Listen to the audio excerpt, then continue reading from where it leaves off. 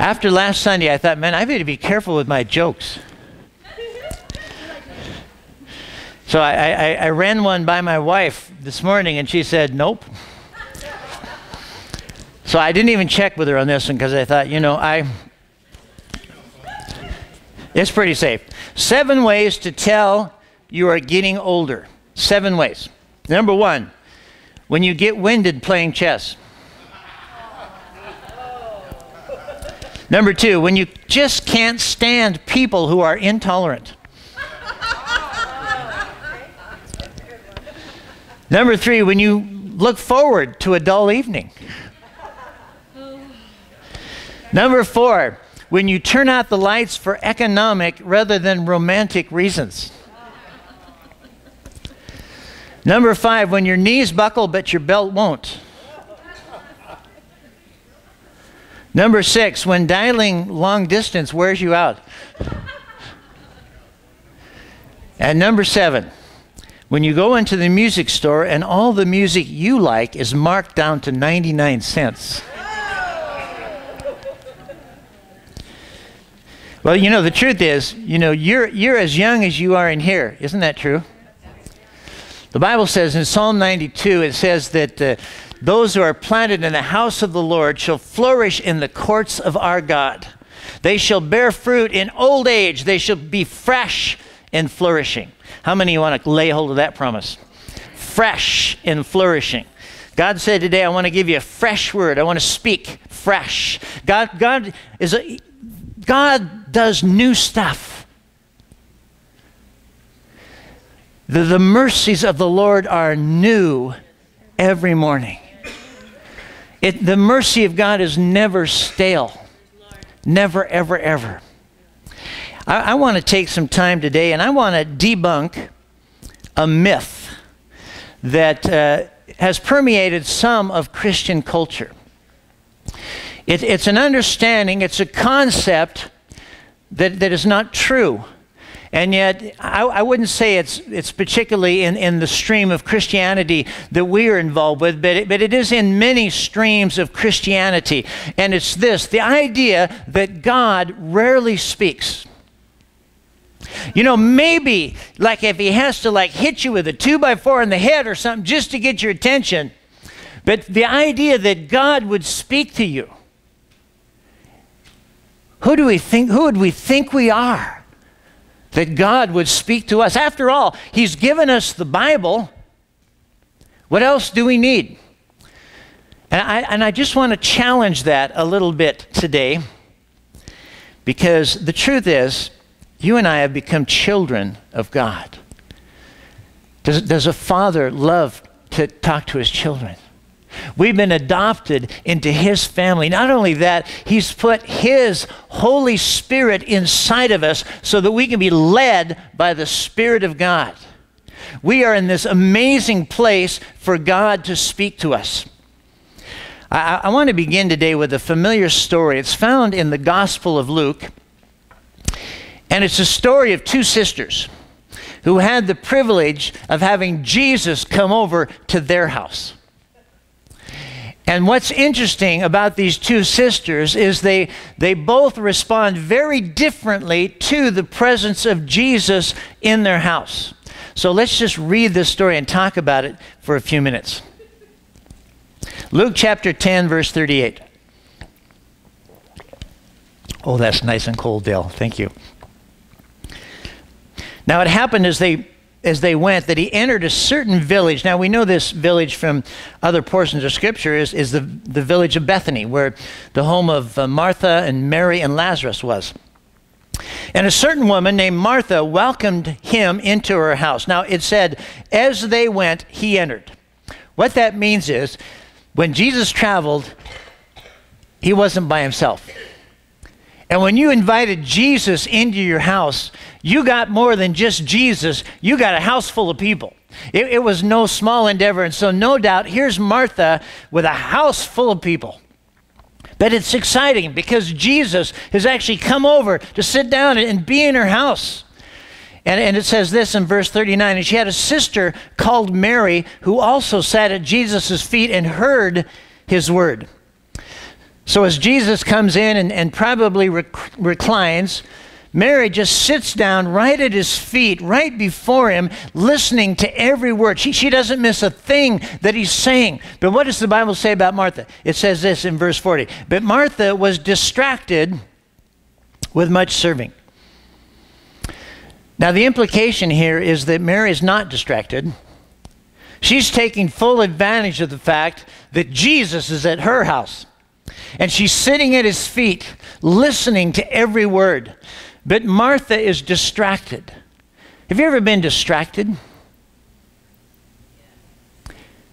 Have you ever been distracted while you were driving? Have you ever been distracted in a conversation with somebody? Isn't it difficult when you're talking to somebody and they keep looking around you, or they keep looking like they don't want to miss somebody that's getting away, and you're trying to have a conversation with them? I'm terribly guilty of that as a pastor. I talk to people that I think, man, I need to talk to them before they leave, and I confess. But distraction, the word distracted, the Greek word, means to drag all around. She's carrying some things. It means to be distracted with care. That the King James word was encumbered. Encumbered. And so Martha is distracted. Distracted from what? She was distracted from the thing that Mary was not distracted from, and that is hearing the words of Jesus. She is distracted with much serving. I mean, after all, she's got a house full of people. I mean, there's people to take care of. There's drinks to bring. There's things to do. She probably had this amazing gift of hospitality, and she's just trying to make sure everybody's taken care of. She's distracted with much serving. Is it possible to get so busy serving God that you don't have time for Him?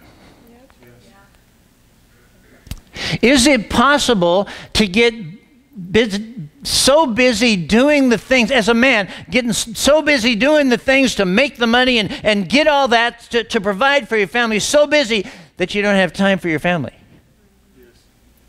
Yes. There's something wrong with that picture, isn't it? She's distracted with much service. The word serving is diakonia. And it's a Greek word that they actually get the word deacon from. It just means to serve. The word deacon means a servant. And so Mary's got her house full of people. She's probably scrambling to take care of everyone. But let me just make a statement, okay? And the statement is this. There is a time to sit and listen. There is a time to rise and serve. There is a time to wait upon the Lord. There is a time to rise up with wings like eagles. There is a time to go into your room and shut the door. There's a time to come out and release the kingdom. And see, this was a time to sit and listen, and Mary recognized the time. And Martha didn't. And she approached Jesus and said, Lord, you know, you might as well just bring God into it when you have a conflict. Lord, do you not care that my sister has left me alone to serve? Lord, what about me? Don't you care about me? I am the lone server. I'm the only one that seems to recognize that there are things that need to be done. She's irked with her sister. I'm sure really she wants to get everything done so that she can come and sit at the feet of Jesus too. Have you ever had a prayer life like that? Well, I'm going to pray and spend some time with God today just as soon as I get everything done. And either it doesn't seem like you ever get anything done, or by the time you're due, you're so exhausted that your prayer life lasts just a few minutes until you fall asleep.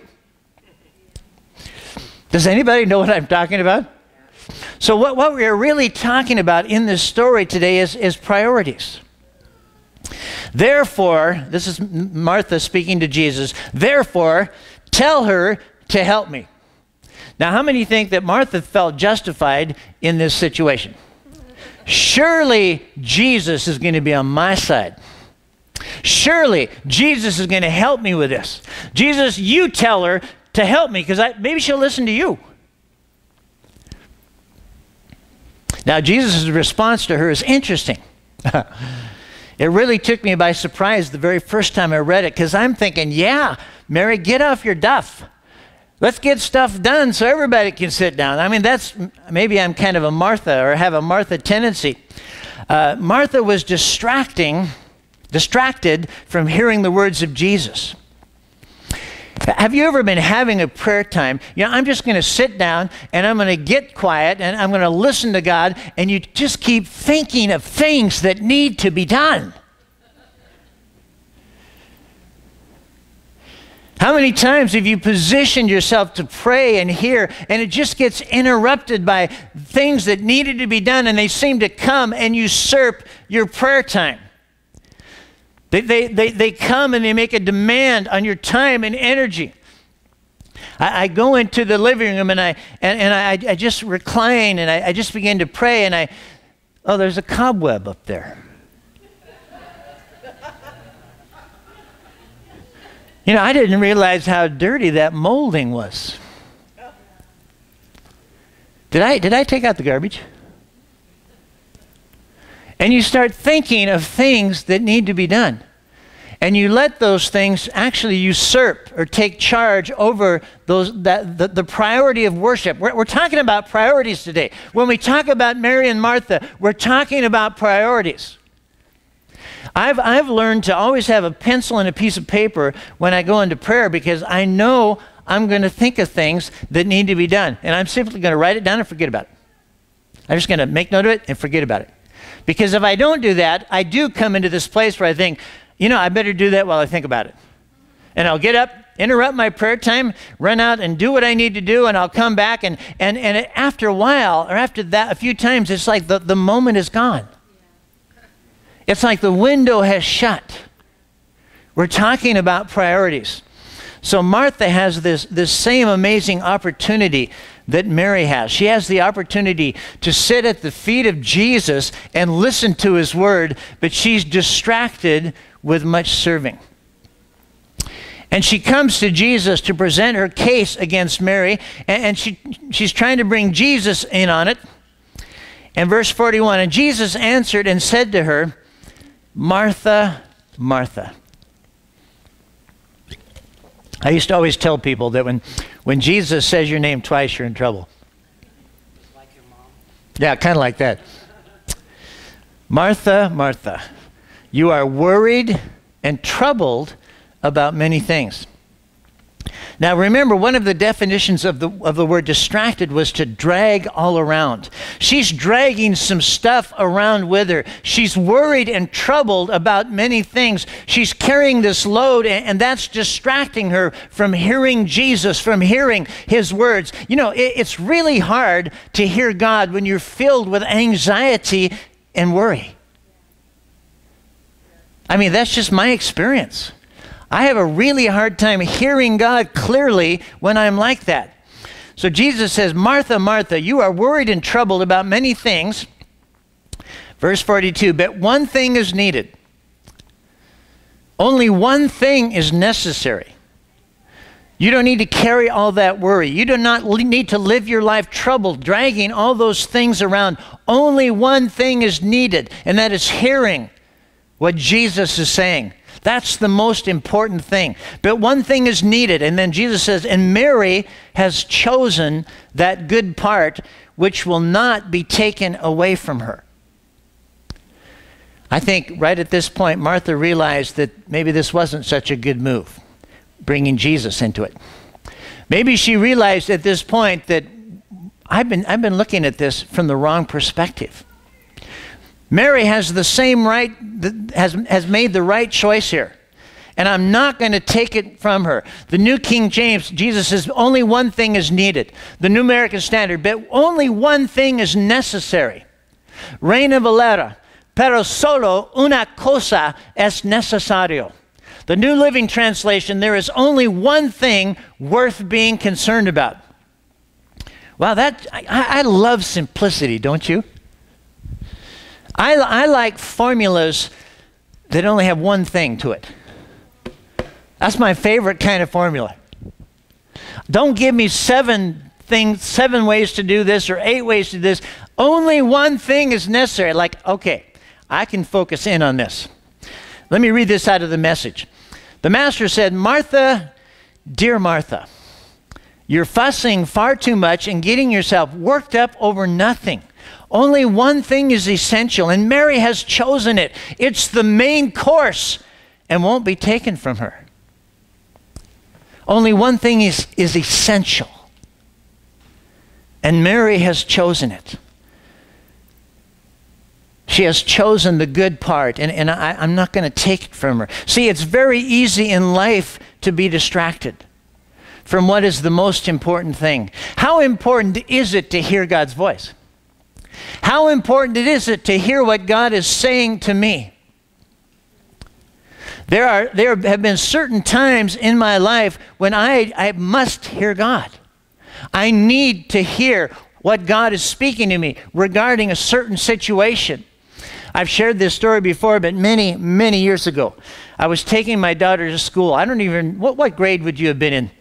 5th grade. Oh, you remember this situation. So I'm taking her to school. I'm going down Larch Street. This is when Larch crossed Highway 11, and I got in a horrific wreck. I mean, horrific. And I mean, I was injured and banged up and bruised up and everything, but Sarah was severely injured. Severely injured.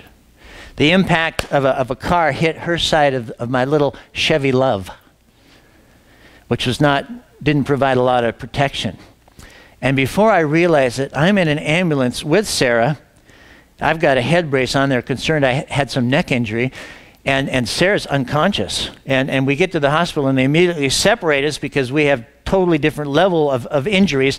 They're patching me up, checking, making sure I don't have broken bones and things like that. And I mean, she's screaming. She's starting to come out of it. They're cutting her clothes off.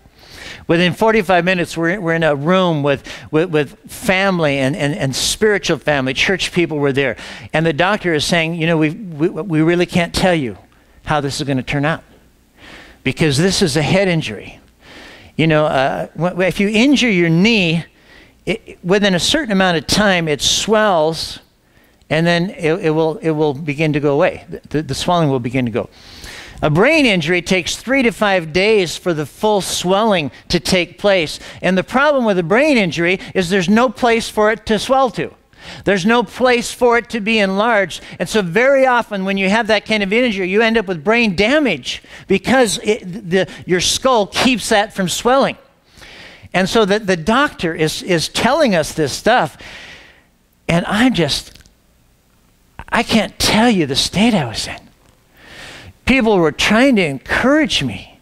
People were trying to speak words of encouragement to me. It was like water on a duck's back. I was just in this torment, just in this place. It happened in the morning, and so we're there all day, and now it's evening. I'm trying to sleep in the waiting room, and I can't sleep. Sleeping is a joke. I've got this, I can't even describe what it was. And I just began to cry out to God.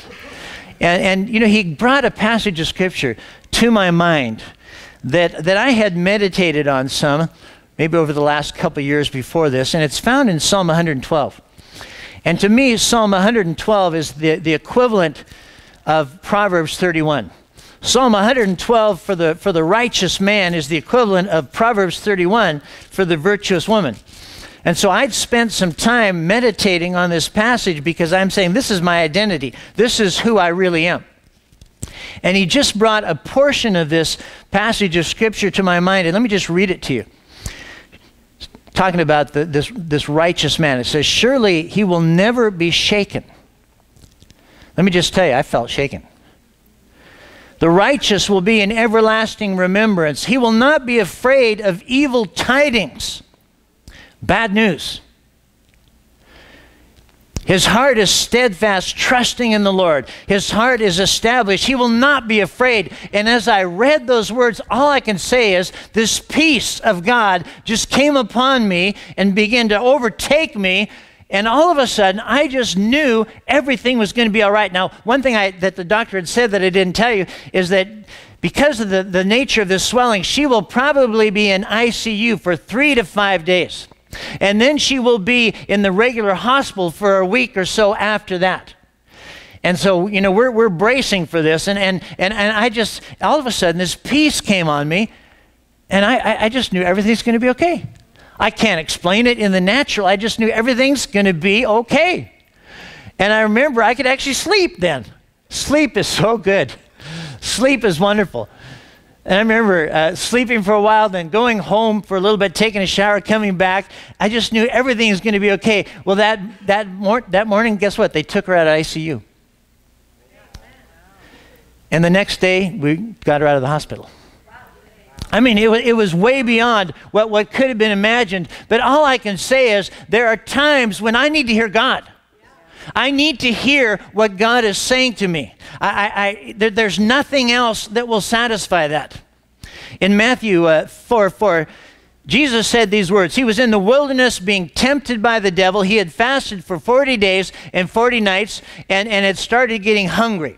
What that means is he had gone through that season of time where the body does just fine, and then it began to hunger. There comes a time when you can't just do this indefinitely. You have to eat. That time it hit. He's walking along, and the enemy says, well, why don't you turn those rocks into bread? And this is what Jesus says. It is written, man shall not live by bread alone, but by every word that proceeds from the mouth of God. Now that is an interesting statement for Jesus to make.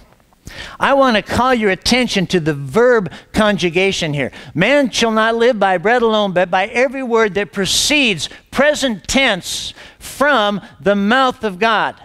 Not proceeded, not something that God has said in the past, but what is he saying right now? I live, I am sustained, just like food, just like bread sustains my physical body. There's something about that rhema, and that's the word here, rhema, that spoken, that living word, that when I hear that, there's something that empowers me and sustains me. So Jesus is saying, he's not saying that bread isn't good, he's saying that that's just part of your being that is sustained by bread. There's a whole nother part of you that cries out to hear what God is saying, what God is speaking.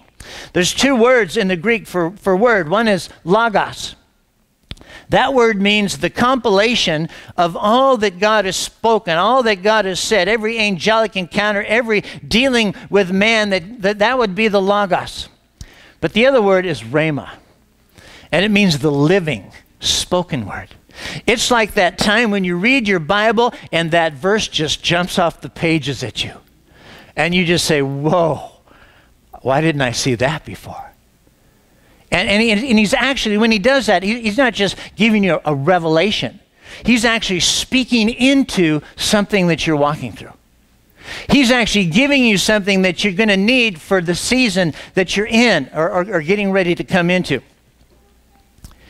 Now, I think that it's so interesting that he does compare this idea of the Word of God, the bread of heaven, or the manna, with the physical bread. Physical food is important. You know, I had a colonoscopy on Tuesday. And so on Saturday and Sunday, I had to start eating a little bit differently. And then on Monday, all I could drink was liquid. Now, it was pretty cool because I could like drink chicken broth, you know, which like you sure can't do that on a juice fast, you know. So I mean, but there came a time on Monday afternoon where my body was saying, I want food. I want something I can chew on. I want something I can feel in my mouth. And I just had to say no. Sorry. But if you can just get me through this thing in the morning, you can have some food later. Sometimes you have to negotiate with your body or you'll end up a hostage. But there comes a time when your body cries out. And in the same way that your body cries out for physical food, there's a spirit man. There's a part of you that cries out to hear what God is saying. What God is saying right now. In your notes, just as food sustains my physical body, there's a part of us that is sustained by the Word of God. That cries out to hear what God is saying. What would you say if I told you that God actually longs to speak to you? that he's actually always speaking. And his words are life, but you have to tune him in. You have to not allow yourself to be distracted. You know, there are thousands of radio waves in this room right now. AM, FM, there are thousands of waves coming through here right now. Well, how come I don't hear anything? That's because they're not tuned in. You have to tune it in to hear it. And in the same way, God is speaking right now. But there's a process of tuning it in, and very often it has to do with stepping away from the distractions. Stepping away from the things that are hindering us from hearing. Sometimes we're so distracted. You know, life can be so busy, so noisy, so cluttered. But he longs to speak to us, to sustain us, to empower us, to enable us to delight in his abundance. There's something about when God speaks that it's like everything in me just rests when I hear what God is saying. When God says, it's going to be okay, it doesn't matter what it looks like around me. It doesn't matter how it looks like that, because God said it's okay. I can rest. Isaiah 55, verse 1, it says, ho. Let's all say that. Ho. Yeah, there we go. Everyone who thirsts, come to the waters. And you who have no money, come buy and eat. Yes, come buy wine and milk without money and without price. You don't need money, you just need to be thirsty. You don't need money, you just need to be hungry. You just need to want more than you have. And then he challenges our very value system. And he says, why do you spend money for what is not bread? Well, what do you mean? This is Wonder Bread. I just bought it at Loney's. Why do you spend your money for what is not bread and your wages for what does not satisfy? You spend money for what doesn't really bring you satisfaction. You spend yourself on what does not really fulfill you. What is the answer? He tells us. Now look at this. Listen carefully to me. Listen carefully to me. And if you do, you know what's going to happen? You're going to eat what is good. Let your soul delight itself in abundance. How do we position ourselves to eat what is good? He says, listen carefully to me and you will eat what is good and your soul will delight itself in abundance. Verse 3, incline your ear. Have you ever been in a situation where there's just a lot of noise going on? And like I was, where was I at? I was in a restaurant. It was a Starbucks. And it was just unusually noisy, and I'm talking with somebody, but I'm not hearing them very well. And like I really tried to do the lip reading thing, and it doesn't work for me. Like I think that guy's speaking in tongues. I can't get anything out of that. And so you almost, it's really hard, but you tune your ear in to hear them. And it's like you kind of shut out all the other stuff that's happening. And sometimes it's hard to do.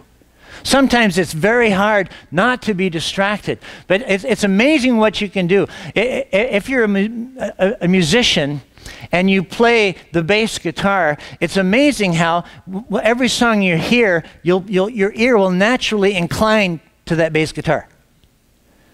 It's not like you can't hear the other things, but you can just hear it probably better than anybody else because you're listening for it. How do we incline our ear to hear? God wants to speak to you so that you can eat what is good. What does it mean to incline your ear to hear? It just means to tune in God.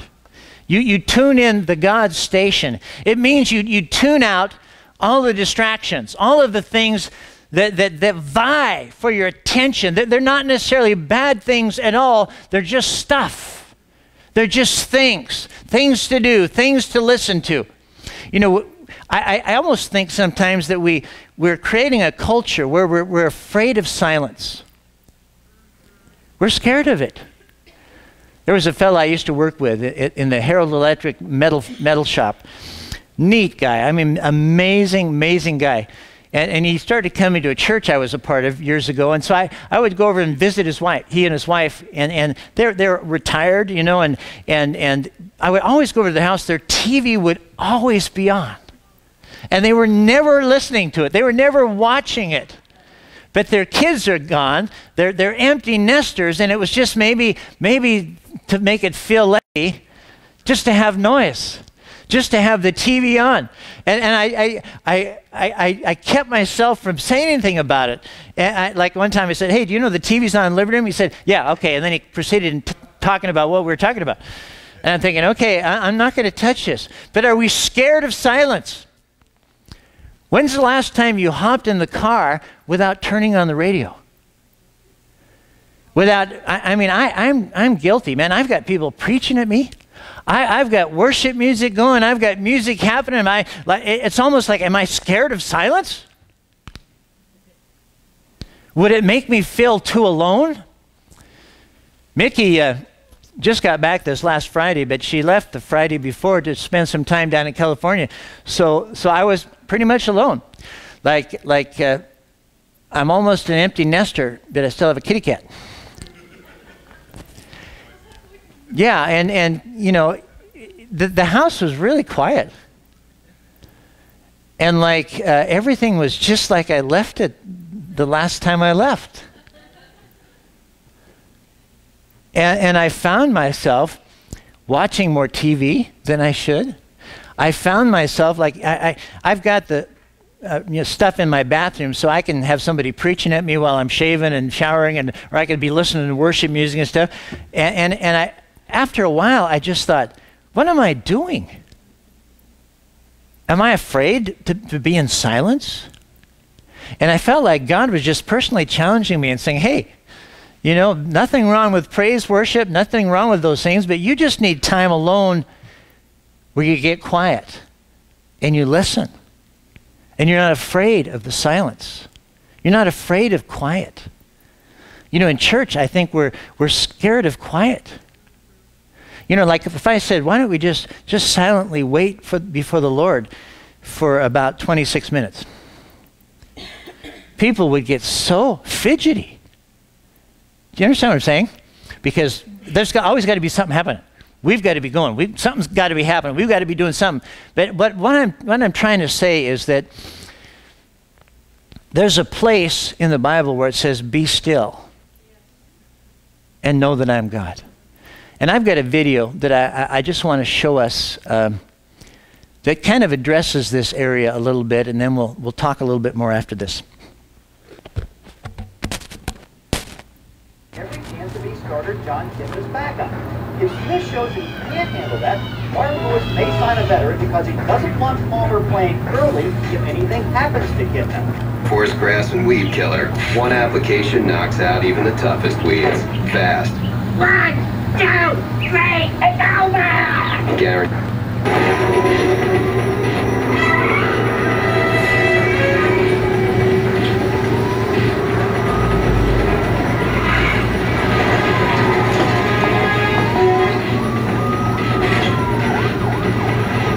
I was reading about this guy named Bernie Krause who records nature sounds for film and television. And he was saying that in 1968, in order to get 1 hour of undisturbed natural sound, like no airplanes, no cars, it would take him about 15 hours of recording time. And he was saying that today, in order to get that same 1 hour of undisturbed sound, it takes him 2,000 hours of recording time. Reminds me of the story of one of the great Jewish prophets, Elijah, who's been going and going, and he's just about at the end. I mean, he's just totally stressed, just totally fried, and doesn't even know if he wants to go on. And God says, Elijah, go up on the mountain because I'm going to show up. And so Elijah goes up on the mountain. And so this wind comes on the mountain, and it shakes the mountain violently, but God isn't in the wind. And then there's this earthquake, but God isn't in the earthquake. And then this massive fire covers the mountain, but God isn't in the fire. And then comes the still, small voice of God. Now, there's all this discussion about what exactly this voice is, because some people think that the actual Hebrew word doesn't even refer to a sound that you could like hear with your ears, like an audible noise. And so some translators translate the phrase that God was in the sound of sheer silence. God wasn't in the wind, God wasn't in the earthquake, God wasn't in the fire, God was in the silence. What are you gonna do with that?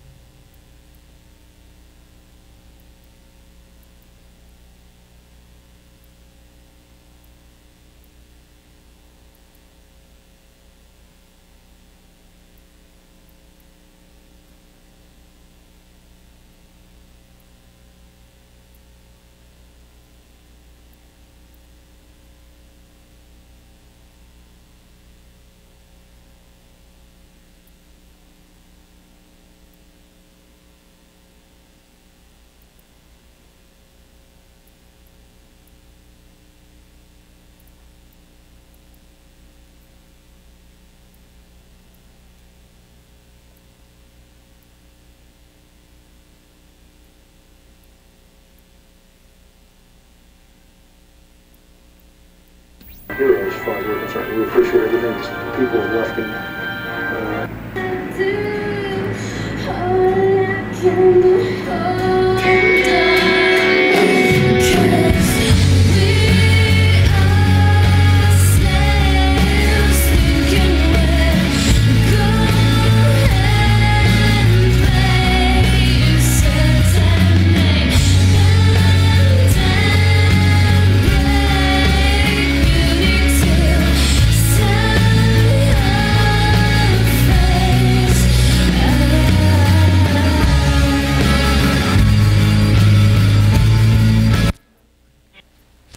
Wow, that's about as quiet as you guys have ever been.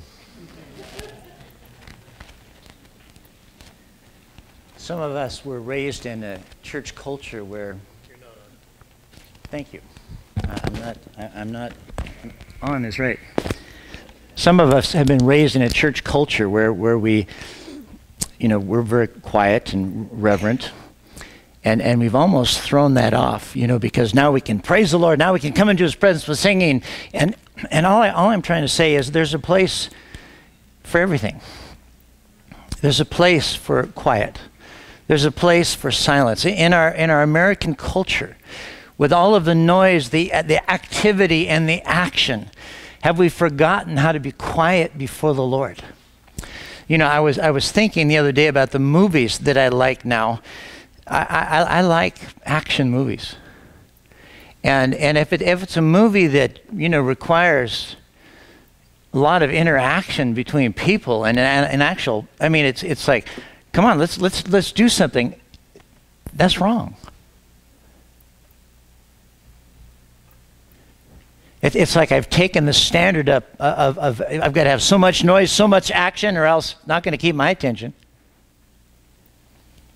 And I think we need to dial down and get quiet and cultivate. See, the whole thing that we're describing here is something that is cultivated. You cultivate the value of spending time with the Lord. You cultivate those things. Psalm 46, verse 10, "Be still and know that I am God. I will be exalted among the nations. I will be exalted in the earth." You have to be still to experience what he's talking about. We have to learn to get quiet, to cultivate that. It's an ability that we acquire over time. Very, very purposely getting into a place where there's no distractions, where it's just God and us, because He wants to speak to us. Be still and know. The word know is the word yada, which is one of my favorite Hebrew words, because it's a Hebrew word that means intimacy.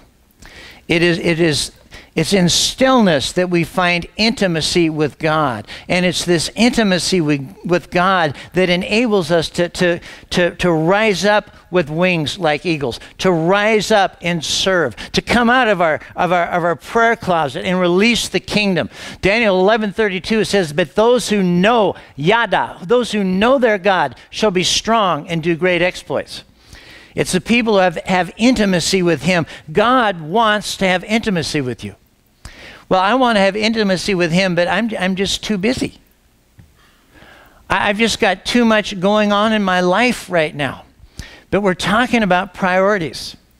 There's another term that is used to describe what I'm talking about, or another phrase, I should say, and it's the phrase, waiting on the Lord. You'll find it all over the Bible.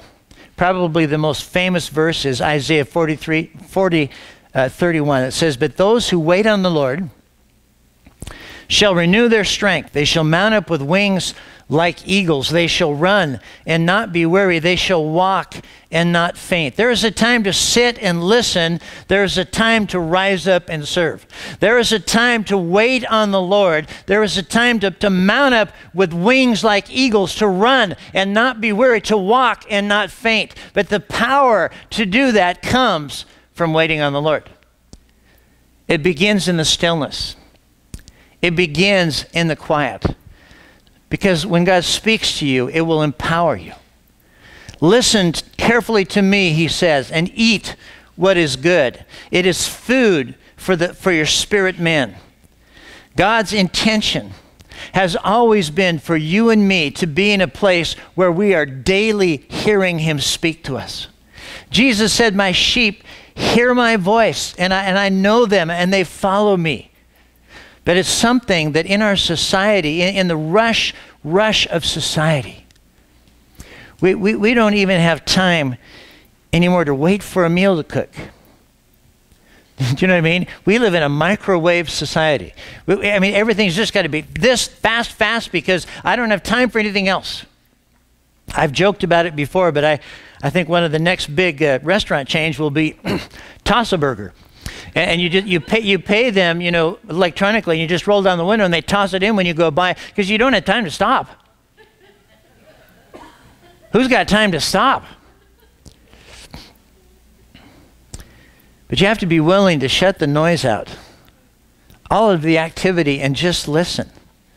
You have to be willing to go into your room and shut the door. And see, to me, I personally don't believe that means you have to go into a room and shut the door, but I do believe it means where you're going in a place where you're shutting out all of the things that would normally interrupt you, the things that would normally mess with you.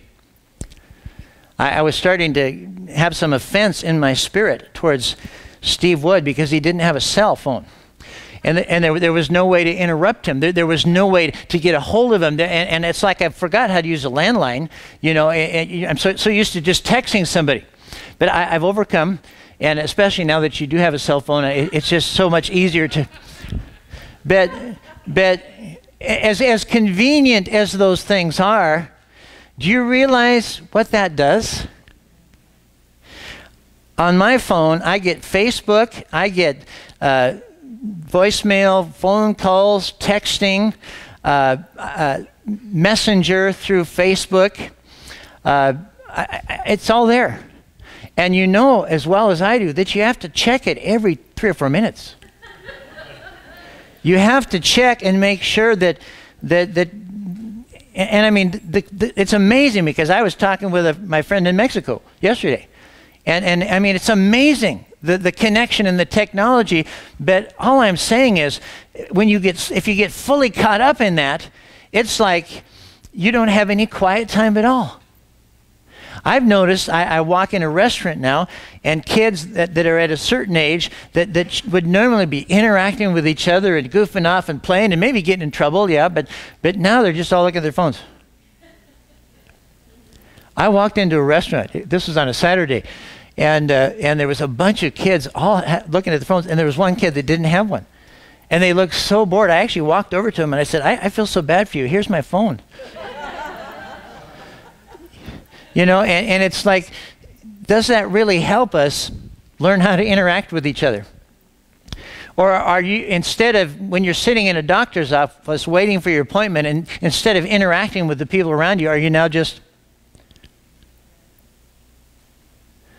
I saw this joke. It was on Facebook, and it showed these people that just came up to heaven. And they're just sitting there, like in this position. And they don't know what to do. And one of the angels is saying, yeah, we've got a strange bunch. They've just come up, and they don't seem to be able to interact with each other, and they just look at their hands.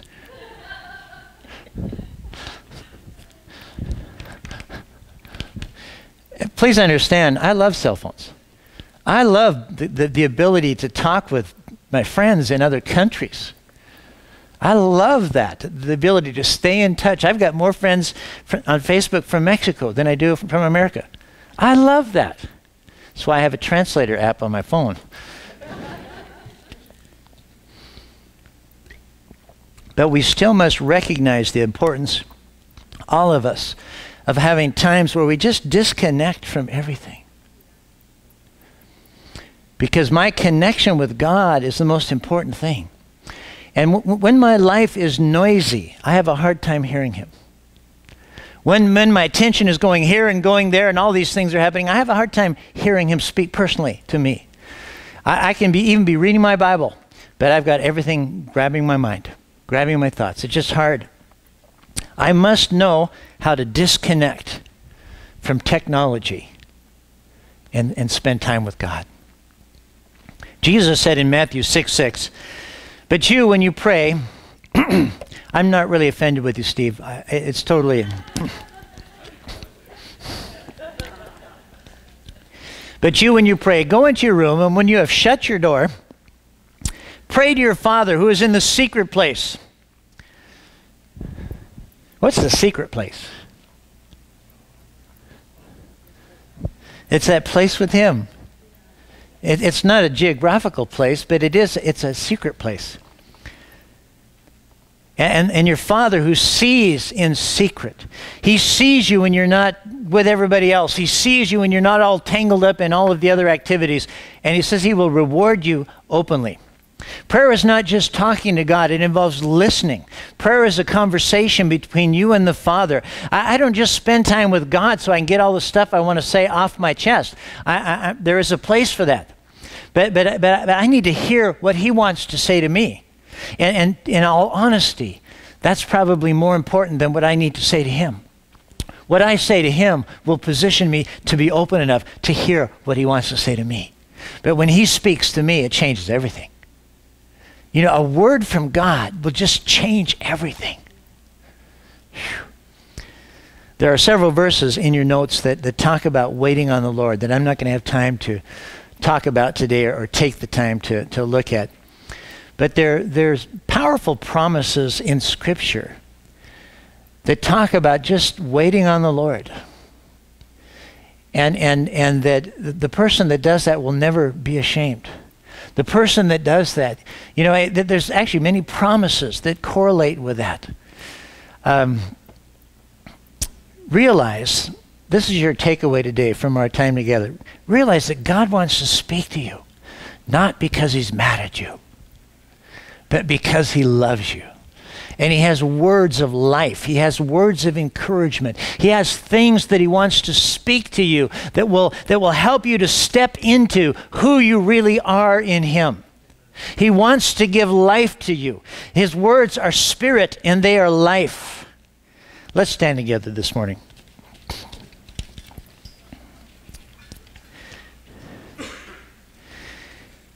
You know, I'm not going to have the worship team come up today because half the worship team had to leave, or a portion of the worship team had to leave early today.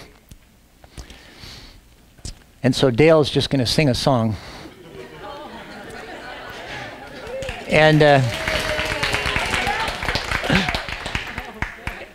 God will speak to you. I'm just teasing Dale, but I don't know if you know this, but Dale writes songs.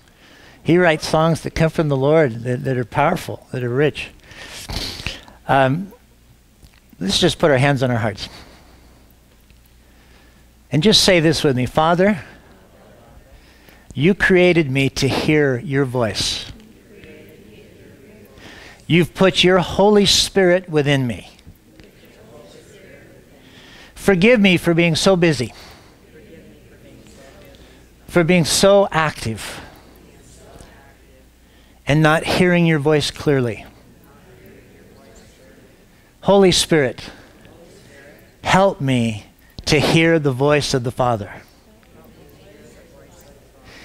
Help me to cultivate learning to be quiet. Because I value your word. I value what you want to say to me. In Jesus' name. Amen. I want to invite the prayer teams to come up and just be available to pray with people this morning. The benediction I want to give you, and I just want you to notice that you're getting out early. And I just want you to know it's not because of anything that's coming on television that I want to see. It's purely God's grace, goodness, mercy, and love to you. But I just want to encourage you throughout the day to just take the things that we're talking about here and learn to be quiet. Don't be afraid of the quiet. Don't be afraid of the stillness. The benediction is out of 2 Thessalonians 3:16. Now may the Lord of peace himself give you peace always in every way. The Lord be with you all. God bless you, saints.